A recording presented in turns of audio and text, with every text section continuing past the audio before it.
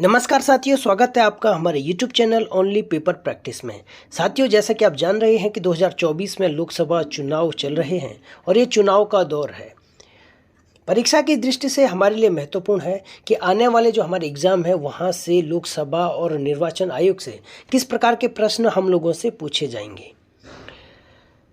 आने वाले 2-4 दिन में ये पूरी जो श्रृंखला होगी वो चुनाव के संबंध में होगी, लोकसभा के बारे में होगी और संसद के बारे में होगी और राज्यसभा लोकसभा के कार्य विस्तार से इस पर हम लोग चर्चा करेंगे और आने वाले एग्ज़ाम में 100% यहाँ से प्रश्न बनेगा, क्वेश्चन पेपर बनेगा। तो फिर इसके लिए एक कंप्लीट पेपर प्रैक्टिस सेट हम लोग लेके आएंगे। आप चैनल को फटाक से सब्सक्राइब करिए, लाइक करिए, शेयर करिए। चलिए आज का पेपर प्रैक्टिस सेट शुरू करते हैं। आज का पहला प्रश्न है, किस अनुच्छेद में लोकसभा के गठन का प्रावधान है? ऑप्शन ए है अनुच्छेद 81, बी है अनुच्छेद 74, सी है अनुच्छेद 79 और अनुच्छेद 82। तो राइट आंसर हो जाएगा इसका ऑप्शन नंबर ए, अनुच्छेद 81। अनुच्छेद 81 में लोकसभा के गठन का प्रावधान है। लोकसभा के जो गठन है, जिसका आजकल चुनाव चल रहा है, उसके गठन का प्रावधान किसमें? अनुच्छेद 81 में है। तो साथियों, जैसा कि आप जानते हैं लोकसभा के बारे में, लोकसभा हमारी जो संसद है उसके 3 महत्वपूर्ण जो अंग हैं उससे मिलकर हमारा संसद बना है। वो 3 अंग हैं, जैसे राष्ट्रपति, लोकसभा और राज्यसभा। ये तीनों मिलकर हमारी संसद का निर्माण करते हैं। यहाँ पे जो लोकसभा है इसे प्रथम सदन भी कहते हैं और निम्न सदन भी कहते हैं, और वही जो राज्यसभा है उसे द्वितीय सदन तो कहते हैं, लेकिन यह उच्च सदन भी कहा जाता है। उच्च सदन इसलिए कहते हैं कि राज्यसभा कभी विघटित नहीं होती है और जो लोकसभा है यह विघटित हो सकती है। प्रत्येक 5 साल के बाद इसके डायरेक्ट जनता के द्वारा चुनाव किया जाता है और निर्वाचन के बाद ही लोकसभा के सदस्यों की नियुक्ति होती है। इसीलिए लोकसभा के सदस्यों को लोकप्रिय सदन भी हम लोग कहते हैं। अब ऑप्शन को देखते हैं। ऑप्शन में है आर्टिकल 74। आर्टिकल 74 क्या कहता है कि राष्ट्रपति की सलाह के लिए, प्रेसिडेंट की सलाह के लिए हमारे पास क्या होगी? प्रधानमंत्री के नेतृत्व में एक कौन क्या होगी? मंत्री परिषद होगी।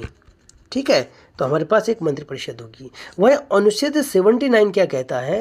अनुच्छेद 79 हमारी कहती है कि संघ के लिए एक संसद होगी जो राज्यसभा और लोकसभा से मिलकर बनेगी। अनुच्छेद क्या कहती है कि संघ के लिए क्या होगी? संघ के लिए एक संसद का निर्माण होगा और वो संसद किससे बनेगी? राज्यसभा और राज्यसभा, लोकसभा और प्रेसिडेंट यानी राष्ट्रपति से मिलकर संघ के लिए एक संसद का निर्माण होगा। तो आर्टिकल 79 क्या कहती है? संघ के लिए एक संसद होगी और संसद किससे मिलकर बनेगी? राष्ट्रपति, लोकसभा और प्रेसिडेंट यानी राष्ट्रपति से मिलकर बनेगी। अगला क्वेश्चन है, किस संविधान संशोधन के तहत वोट देने की उम्र 21 से घटाकर 18 वर्ष कर दी गई? ऑप्शन एक है 61वां संविधान संशोधन, बी है 52वां संविधान संशोधन, सी है 31वां संविधान संशोधन और डी है 84वां संविधान संशोधन। तो राइट आंसर हो जाएगा इसका ऑप्शन ए, 61वां संविधान संशोधन। ये आया था 1989 में 61वां संविधान संशोधन हमारा आया था। अगर हम बात करें 52वां ऑप्शन की, तो 52वां संविधान संशोधन जो है ये है दल बदल। 52वां संविधान संशोधन आया था 1985 में आया था। यह दल बदल विरोधी कानून को रोकने के लिए आया था। जैसे राजनीतिक पार्टियां अपने दल बदल कर देती है तो इसको रोकने के लिए यह आया था। वहीं 31वां संविधान संशोधन ये बहुत महत्वपूर्ण है। पिछली कक्षा में भी, क्लास में मैं आपको बता चुका हूं पेपर प्रैक्टिस सेट में। 31वां संविधान संशोधन आया था हमारा 1973 में। इसके तहत क्या किया गया था कि लोकसभा की जो सदस्यों की संख्या है बढ़ाकर कितनी कर दी गई थी? 545। इसमें क्या हुआ था कि जो 500 से बढ़ाकर 525 कर दी गई थी राज्यों से लोकसभा के सदस्यों की संख्या। वहीं केंद्र शासित प्रदेशों से लोकसभा के सदस्यों की संख्या 25 से घटाकर कर दी गई थी 20। तो कुल सदस्य संख्या हो गई थी 545। ठीक है, तो 31वां संविधान संशोधन था हमारा 1973, बहुत महत्वपूर्ण है। एक है 84वां संविधान संशोधन के बारे में बताते हैं आपको।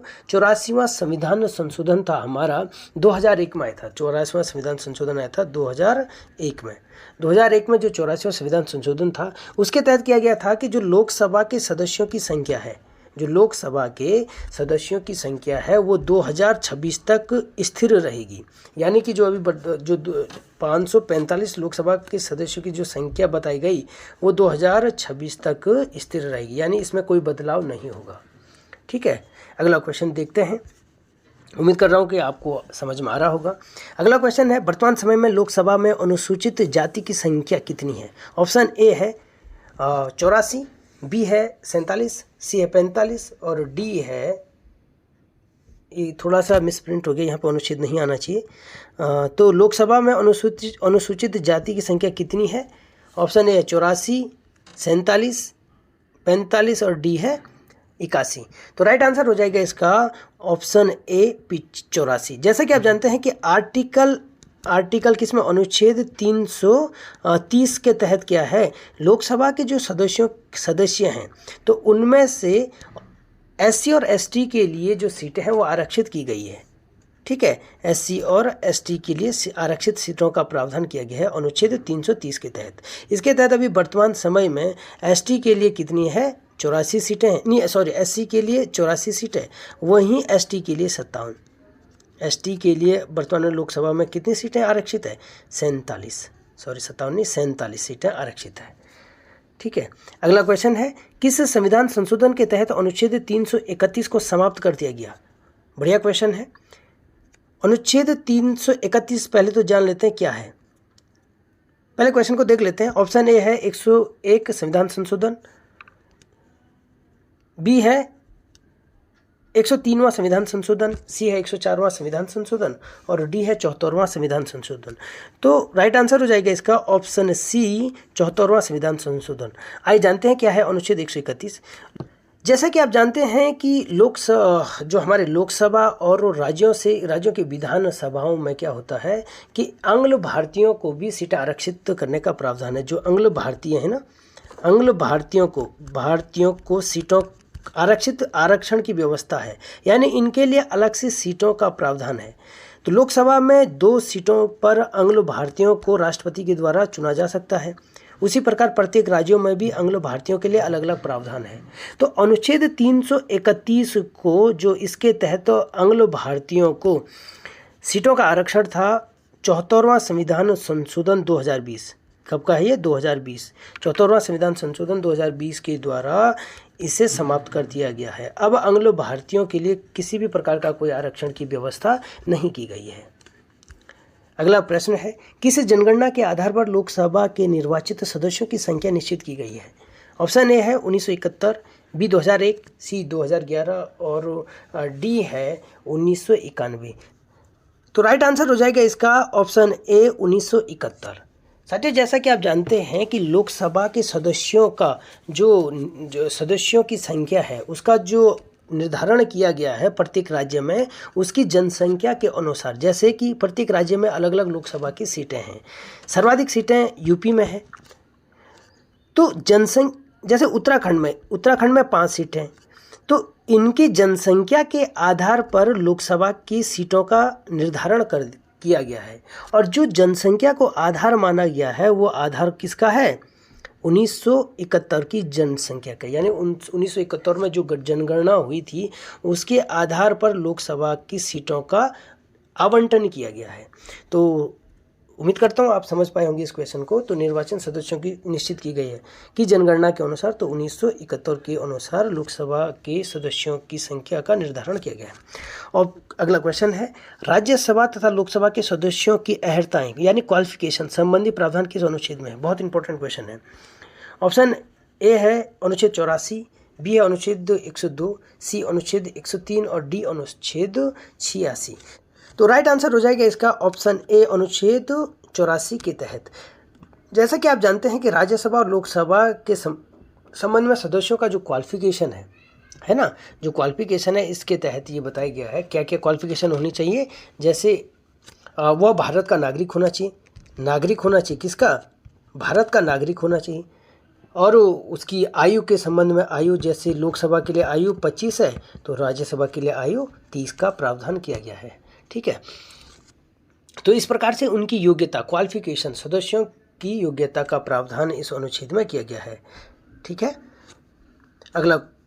अगला प्रश्न है, संसद सदस्य के मामलों में कोई व्यक्ति विकृतचित है, भारत का नागरिक नहीं है, लाभ का पद धारण करता है, लाभ का पद धारण करता के आधार पर अयोग्य घोषित कौन करता है? बहुत महत्वपूर्ण है। महत्वपूर्ण क्या है कि संसद के जो सदस्य हैं ना, उन सदस्यों यानी ये डिस्क्वालिफिकेशन से संबंधित बात कही गई है इसमें। अगर कोई व्यक्ति विकृतचित है, संसद का सदस्य है और विकृतचित है, भारत का नागरिक नहीं है, लाभ का पद धारण करता है। लाभ का पद का मतलब ये हुआ कि ऐसा नहीं कि कोई डीएम का पद है उसके पास और ऊपर से क्या संसद का सदस्य भी बन गया, तो लाभ का पद धारण नहीं करना चाहिए के आधार पर, तो वो अयोग्य तो घोषित होगा, लेकिन उसकी घोषणा कौन करता है? महत्वपूर्ण प्रश्न ये है। तो उनकी घोषणा ऑप्शन, क्वेश्चन समझ पाए आप? तो उसकी घोषणा कौन करता है? जैसे ऑप्शन ए है राष्ट्रपति, ऑप्शन ए है राष्ट्रपति, बी है सदन का अध्यक्ष या सभापति, सी मुख्य निर्वाचन आयोग और डी सुप्रीम कोर्ट का मुख्य न्यायाधीश। तो राइट आंसर हो जाएगा, इस अयोग्यता को घोषित करता है राष्ट्रपति। राष्ट्रपति राइट आंसर ऑप्शन ए, राष्ट्रपति इसे अयोग्य घोषित करता है। इस क्वेश्चन को देखते हैं। भारतीय संविधान में एक आर्टिकल है, वो है आर्टिकल 102(1). 102(1) क्या करता है कि संसद के सदस्यों की निरहर्ताएं से संबंधित बात की गई। इसका मतलब क्या हुआ? डिस्क्वालिफिकेशन की बात की गई है। तो डिस्क्वालिफिकेशन की बात तो अनुच्छेद 102 में की गई है। अब वो डिस्क्वालिफिकेशन क्या है, निरहर्ताएं क्या है कि अगर वह विकृतचित है, यानी कि वह पागल व्यक्ति है, वह भारत का नागरिक नहीं है, और यदि उसने कोई लाभ का पद धारण कर रखा है, तो इसके लिए उसे क्या करते हैं, उसे अयोग्य घोषित कर सकता है। और वह अयोग्य घोषित कौन करेगा? भारत का राष्ट्रपति उसे अयोग्य घोषित करेगा। महत्वपूर्ण क्या है इसमें? अगर दल बदल से संबंधित कोई बात होगी तो उसकी अयोग्यता का निर्धारण कौन करेगा? उस सदन के सभापति यानी राज्यसभा के मामले में सभापति होगा, तो लोकसभा के मामले में लोकसभा अध्यक्ष।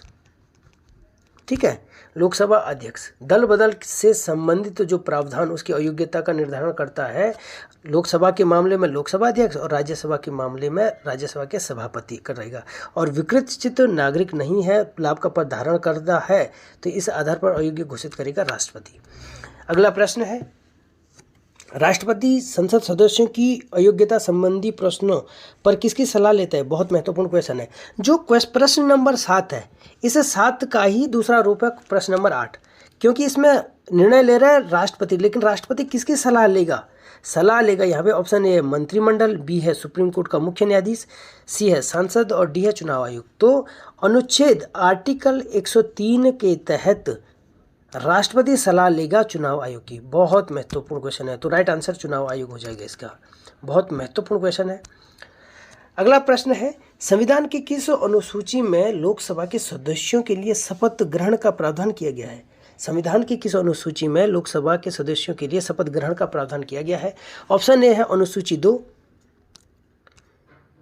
बी है अनुसूची 3, सी है अनुसूची 10 और डी है अनुसूची 4। तो राइट आंसर हो जाएगा ऑप्शन बी अनुसूची 3। अनुसूची 3 में क्या कहा गया है कि लोकसभा के सदस्यों के शपथ ग्रहण की बात की गई है। आइए इस क्वेश्चन को देखते हैं। अगर अनुसूची 3 में है तो अनुच्छेद में भी इसका उल्लेख होगा। तो अनुच्छेद जो आर्टिकल होगा, आर्टिकल 99 में ये कहा गया है कि लोकसभा के सदस्यों के शपथ की बात कही गई है। इसमें कहा गया है कि राष्ट्रपति या राष्ट्रपति के द्वारा कोई व्यक्ति नियुक्त करेगा और वो शपथ दिलाएगा। ठीक है, राष्ट्रपति प्रेसिडेंट या प्रेसिडेंट किसी व्यक्ति को नियुक्त करेगा, उसके द्वारा शपथ ग्रहण की प्रक्रिया होगी। अगर किसी व्यक्ति ने जैसे आजकल लोकसभा के चुनाव चल रहे हैं, अगर वह कोई व्यक्ति शपथ नहीं लेता है तो वो तो ना तो लोकसभा में बैठ सकता है और ना ही उसकी सदस्यता ले सकता है। ठीक है, तो शपथ लेना अनिवार्य है। ठीक है, अगला प्रश्न है, निम्न में से लोकसभा अध्यक्ष का वेतन किसके समान है? बहुत महत्वपूर्ण क्वेश्चन है। ऑप्शन ए है उपराष्ट्रपति के समान, बी है राज्यसभा के सदस्य के समान, सी है सुप्रीम कोर्ट का मुख्य न्यायाधीश और डी है लोकसभा अध्यक्ष। तो राइट आंसर, देखो ट्रिकी क्वेश्चन है, लोकसभा का जो अध्यक्ष होगा उसका वेतन होगा उपराष्ट्रपति के समान। राइट आंसर हो जाएगा। क्यों? क्योंकि उपराष्ट्रपति राज्यसभा का क्या होता है? सभापति होता है। और सभापति के रूप में ही ये क्या लेता है, वेतन लेता है उपराष्ट्रपति। और लोकसभा का जो अध्यक्ष होता है उसका वेतन किसके समान होता है, राज्यसभा के सभापति के समान उसका वेतन होता है। ठीक है, तो सभापति ही तो उपराष्ट्रपति है, तो लोकसभा अध्यक्ष का वेतन किसके समान है, उपराष्ट्रपति के समान। ठीक है, वर्तमान में कितना वेतन है इसका, 4 लाख। ठीक है, अगला प्रश्न है, दल बदल के आधार पर लोकसभा के सदस्यों की योग्यता का निर्णय कौन करता है। बहुत महत्वपूर्ण है, ये मैं पहले भी बता चुका हूँ। तो दल बदल के आधार पर ऑप्शन है राष्ट्रपति, बी लोकसभा अध्यक्ष, सी है निर्वाचन आयोग और डी है सुप्रीम कोर्ट। तो दल बदल के लोकसभा के मामले में कौन करेगा, लोकसभा का अध्यक्ष, और राज्यसभा के मामले में कौन करेगा, राज्यसभा सभापति। ठीक है, सभापति। अगला प्रश्न है, स्वतंत्रता के बाद लोकसभा की प्रथम बैठक कब हुई। ऑप्शन ए है 13 मई 1952, बी है 13 मार्च 1952, सी है 13 फरवरी 1950 और डी है 14 मार्च 1951। तो राइट आंसर हो जाएगा इसका ऑप्शन ए 13 मई 1952 इसका राइट आंसर हो जाएगा। प्रथम बैठक हुई थी लोकसभा की, और लोकसभा की जो प्रथम बैठक हुई थी इसके प्रथम जो अध्यक्ष थे, इसके प्रथम अध्यक्ष थे जीवी मावलंकर। ठीक है, मावलंकर। तो जीवी मावलंकर इसके प्रथम अध्यक्ष थे। गणेश वासुदेव मावलंकर इसके प्रथम अध्यक्ष थे। ठीक है, तो प्रथम लोकसभा कब से कब तक रही हमारी, ये 13 मई 1952 से 4 अप्रैल 1957 तक ये हमारी प्रथम लोकसभा रही थी। तो साथियों, आज का पेपर प्रैक्टिस सेट इतना ही। लगातार लोकसभा, संसद और निर्वाचन आयोग के से जो भी महत्वपूर्ण प्रश्न होंगे, ये सीरीज़ हम लगातार कंटिन्यू करते रहेंगे जब तक कि हमारा कंप्लीट नहीं हो जाता है। आने वाले एग्ज़ाम में, क्योंकि ये चुनाव का वर्ष है, तो आने वाले इस एग्ज़ाम में निश्चित रूप से यहाँ से प्रश्न बनेगा। नई वीडियो का आप लोग इंतज़ार करिए। तो साथियों, नोटिफिकेशन की घंटे आप ज़रूर दबाइए ताकि वीडियो सबसे पहले आप तक पहुँचे। आज के लिए इतना ही, अगली वीडियो का आप लोग इंतजार करिए। आप सबका बहुत बहुत धन्यवाद। नमस्कार।